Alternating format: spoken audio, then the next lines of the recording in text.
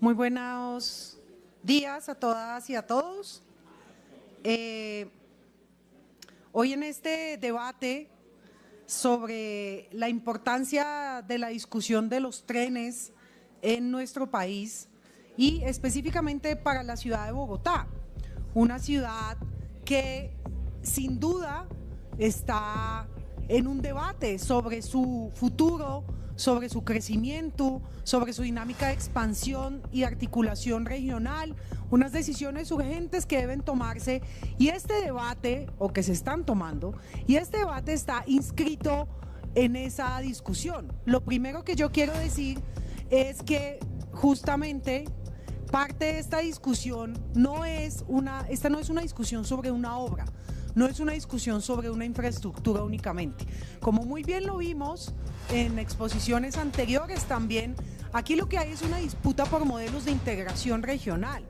Y en pleno siglo XXI, con todas las evidencias que nos demuestran que hay que tomar decisiones que protejan los ecosistemas de vida, que hay que tomar decisiones que permitan que la región tenga una capacidad de proyección hacia lógicas de seguridad y soberanía alimentarias. Con todos estos argumentos y claridades sobre la mesa, aquí en este Consejo, en pleno siglo XXI, sigue habiendo gente que lo que defiende son herramientas e instrumentos de articulación caducas, como el Transmilenio, como los buses BRT, que no tienen capacidad, no tienen la capacidad para ser el vehículo integrador regional, ni siquiera el vehículo integrador de ciudad, ¿cierto?, de una ciudad y de una región de las dimensiones que aquí tenemos. Entonces esta no es una discusión sobre una infraestructura, ni sobre pequeños o medianos errores técnicos, ni si el diseño, ni si el nombre, no señor.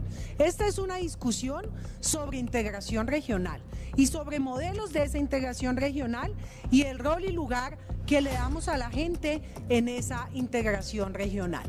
Si queremos que la gente viva con mayor bienestar y mejores condiciones de vida y la movilidad no sea una tortura y un sufrimiento como se ha convertido en Bogotá lamentablemente, creo que es importante decir que el gobierno nacional que hoy tenemos, que cuenta con una amplia aprobación de la población, sí en cambio ha entendido esta discusión, la ha entendido en clave regional y en clave integración nacional, y ha entendido que esto es fundamental para un país que tiene que, a pesar de la terquedad de algunos que pretenden quedarse en el siglo XX, tiene que pasar al siglo XXI y tiene que saldar una serie de deudas y déficits que tiene con la población del país entero, pero también con el comercio, con la industria, con la economía en general de este país, con la integración regional, con el cuidado de los ecosistemas de vida e impulsar a partir de ahí un gran sistema de movilidad férrea en el país. Así que esta discusión del tren como eje estructurante de región, ¿cierto?, es una discusión que nos habla de una integración regional efectiva, donde el tren cumple resuelve una alta demanda de movilidad, ¿cierto?, con 200.000 viajes día entre Sabana Centro y Bogotá, rompe las barreras administrativas, reduciendo tiempos de viaje en 60 minutos y conectando equitativamente a más de 1 millón de habitantes. El rol férreo intermodal aprovecha el corredor histórico existente, minimizando la inserción urbanística que ha sido traumática, como lo hemos dicho, como sistemas de alta capacidad. Actúa como la columna vertebral que articula el SITP, el Transmilenio y las líneas del metro, y esto es una discusión que ahora más adelante vamos a dar frente a lo que está pasando y cómo esta administración busca convertirse en una piedra en el zapato de esta posibilidad de integración.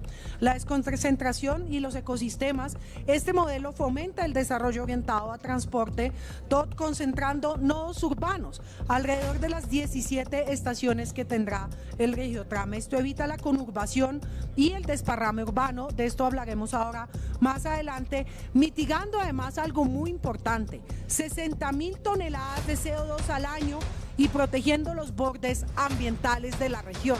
Por eso, esta visión de proyecto, un eje de movilidad, ¿cierto?, regional del tren de Zipaquirá o Regiotram del Norte, fortalecerá la infraestructura del transporte público de Bogotá.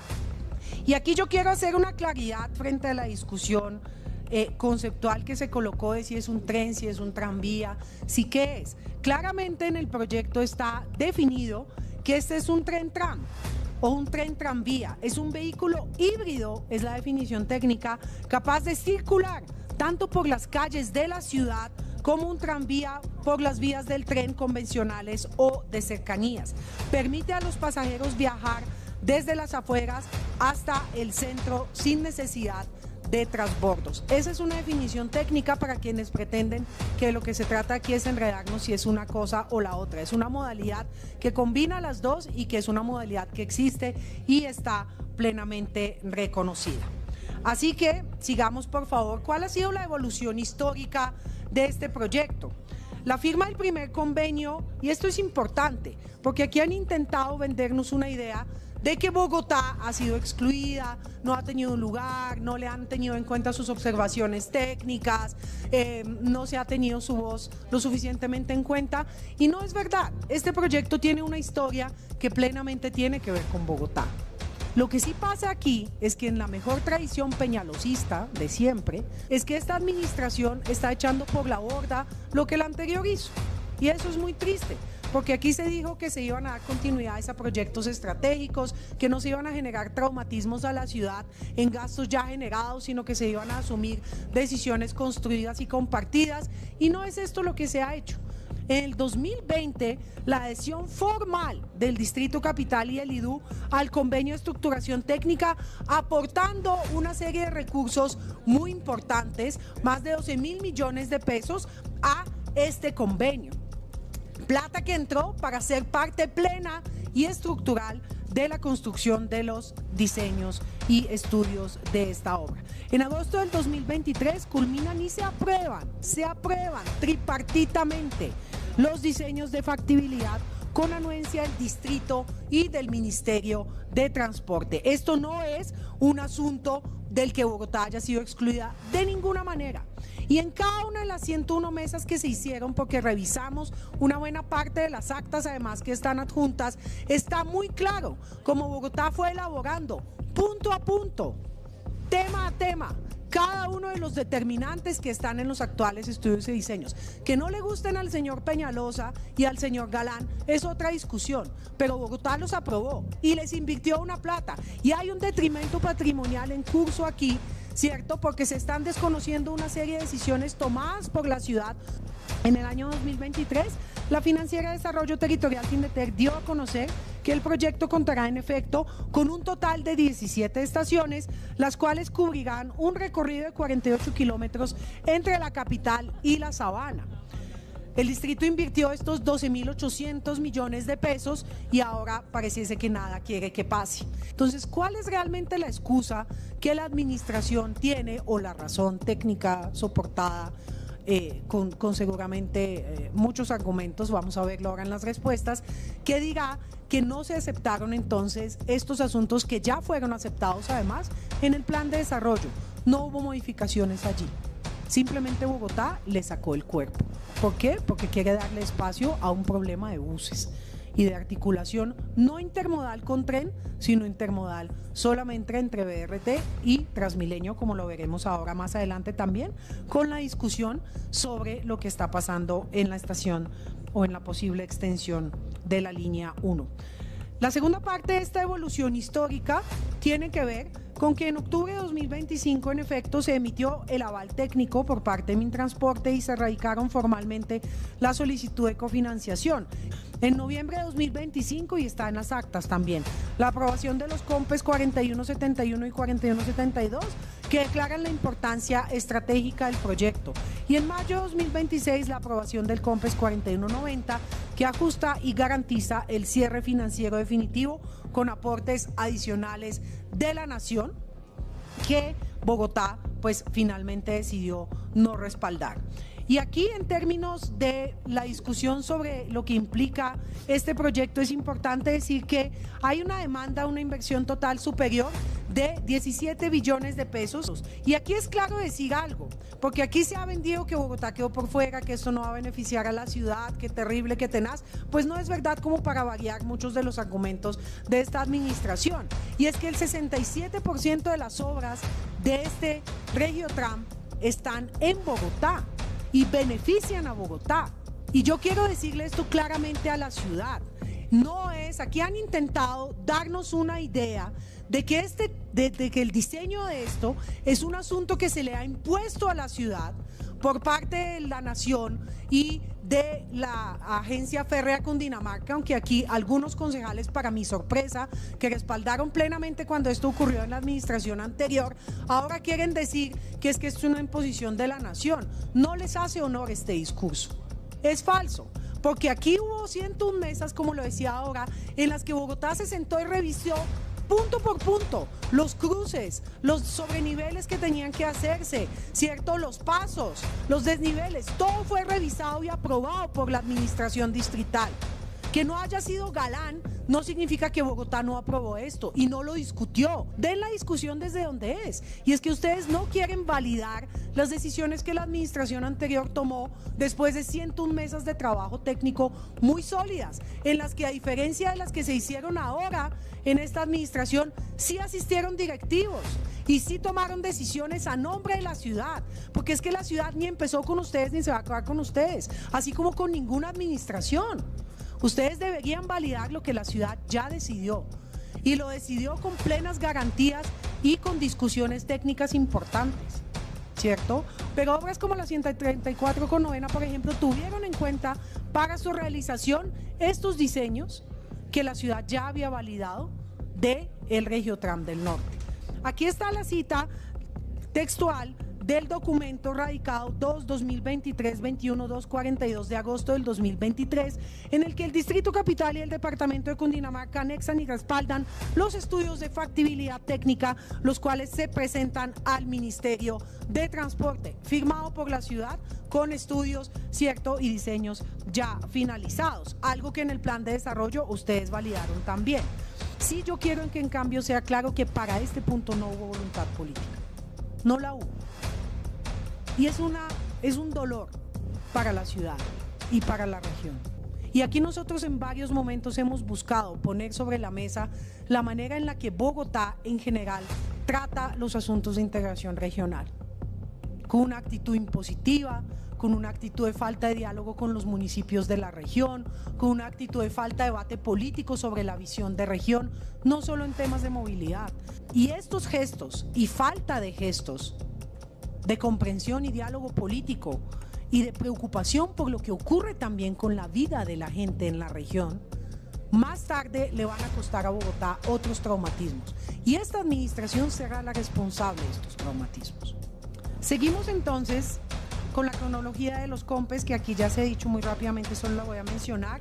En abril de 2025 la gobernación radica el proyecto ante Mintransporte sola, 6 meses de inacción e indiferencia por parte del distrito. En octubre del 2025, el 17 de octubre la alcaldía respalda tardíamente el proyecto, el 30 de octubre se expide el COMPES 4171 por 2.3 billones para Bogotá. El 6 de noviembre del 2025, un día antes de la Junta, Bogotá anuncia sorpresivamente que solo aportará 2 billones, dejando un hueco de 300.000 millones, pero vuelvo y digo, esta administración en su infinita prepotencia se niega a aceptar lo que la administración anterior hizo durante un proceso largo, con plata de los bogotanos y las bogotanas, no de Galán, ni de Claudia López, ni de nadie. Con plata de los bogotanos y las bogotanas ocurrió esto. Y a ustedes no les pareció.